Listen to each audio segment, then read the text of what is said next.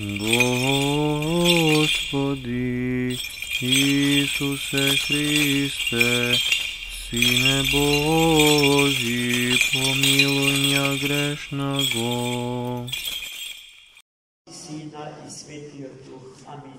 Возлюбени во Христа, Бога, браті і сестри, Христос воскресе! Воістина воскресе! Христос воскресе! Воістина воскресе! Христос воскресе! Воістина воскресе! И радост ни донесе.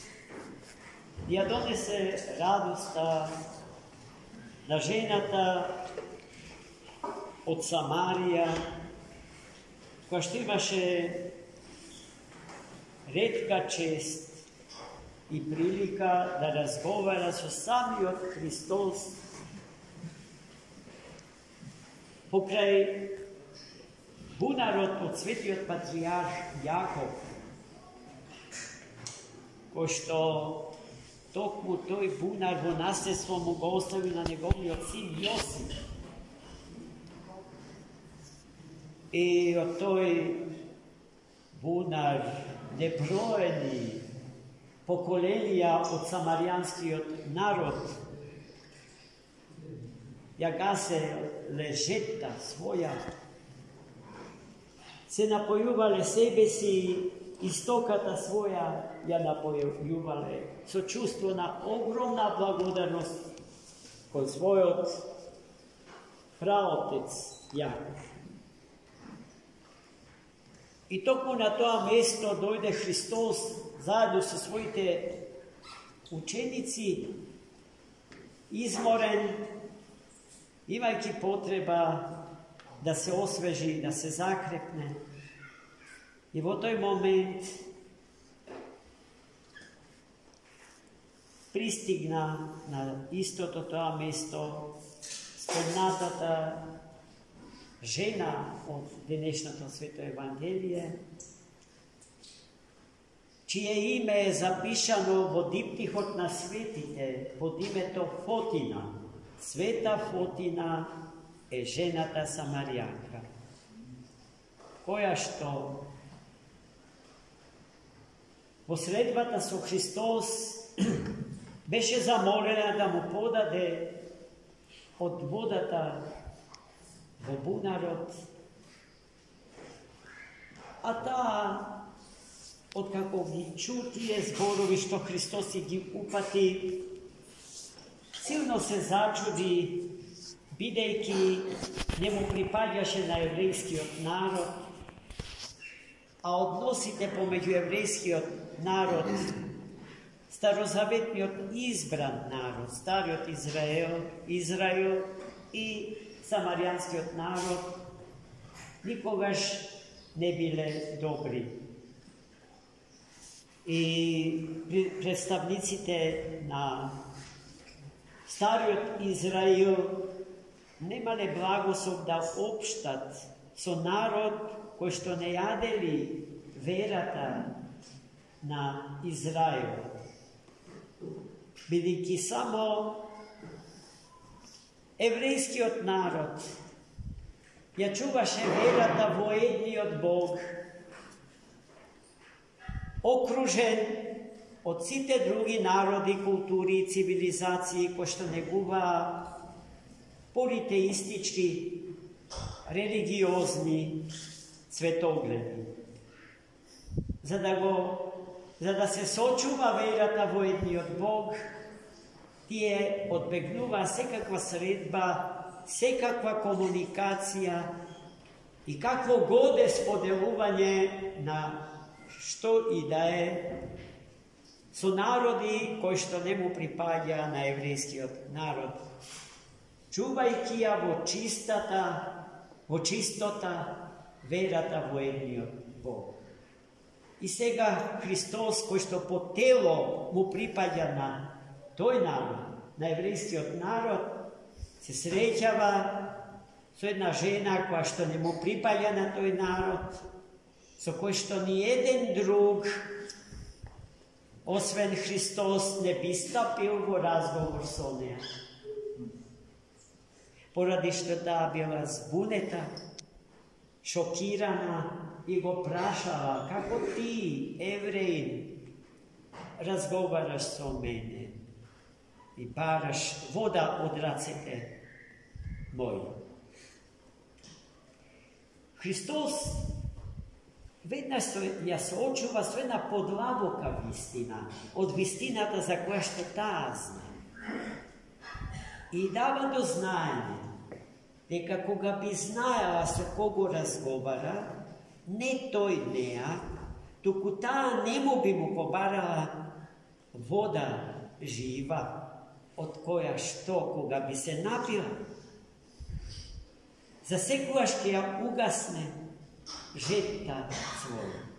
Водена од чисто прагматични побуди, таа посакала да се напие од таа вода, му побарала на Христа Господа.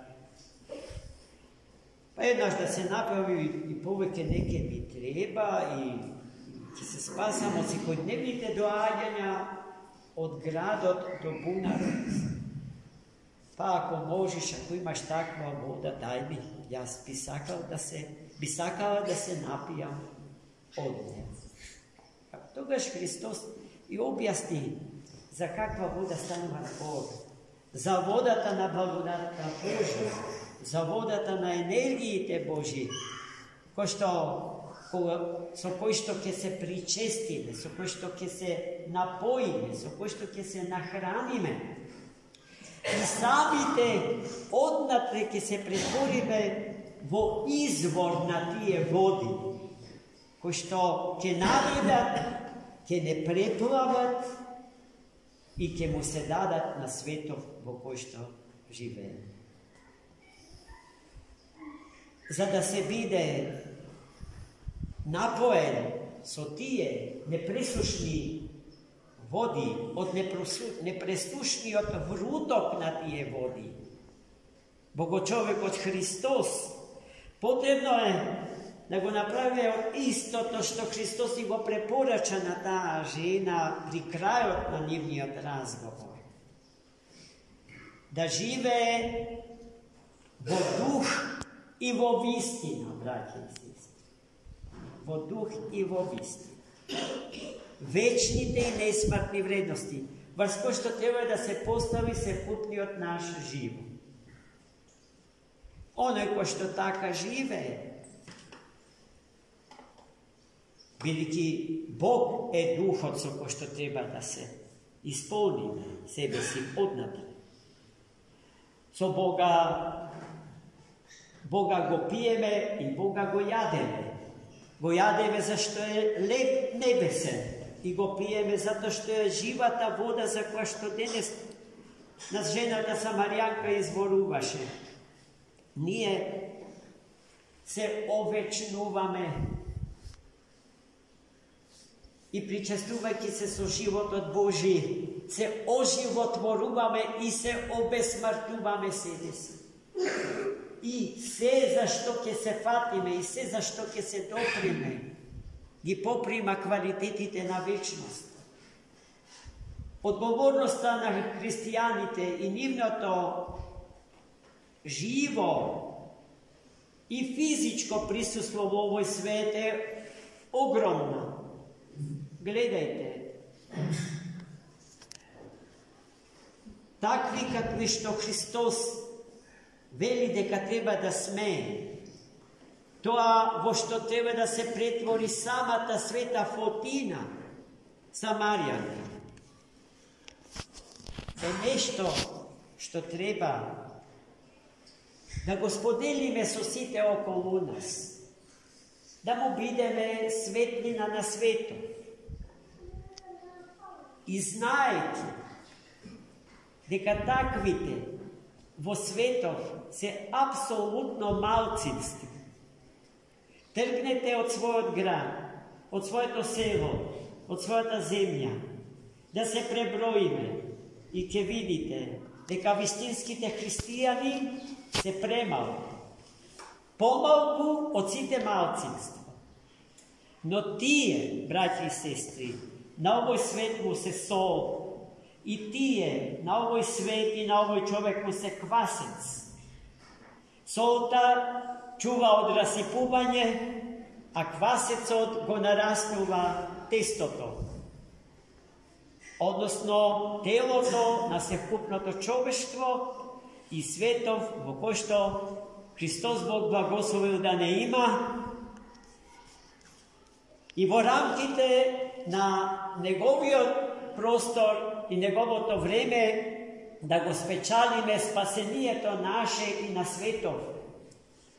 Да се облечиме во делото искаено од благодатта Божија. И да ја соблечеме, да го соблечеме кожното дело во кое што се облековме откако отстапивме од Бога, односно откако нашите првородители отстапија од Бога, а нивниот греф рековме дека не е нивни приватен, личен греф, собствен греф, туку греф против природата на човекот. Поради што нема човек кој што не го наследува гревот на нашите првородители. Затоа, браќи и сестри, слушајќи ги советите што и ги даде Христос на жената Самарјанка, ние ќе го соблечиме нашето кожно, распадливо, трошно и смртно одело, ќе се облечиме во несмртното одело ткаено од несоздадените енергии Божии и облечени во надсветлосната светлина Божја. Амин. Христос воскресе! Вистина воскресе!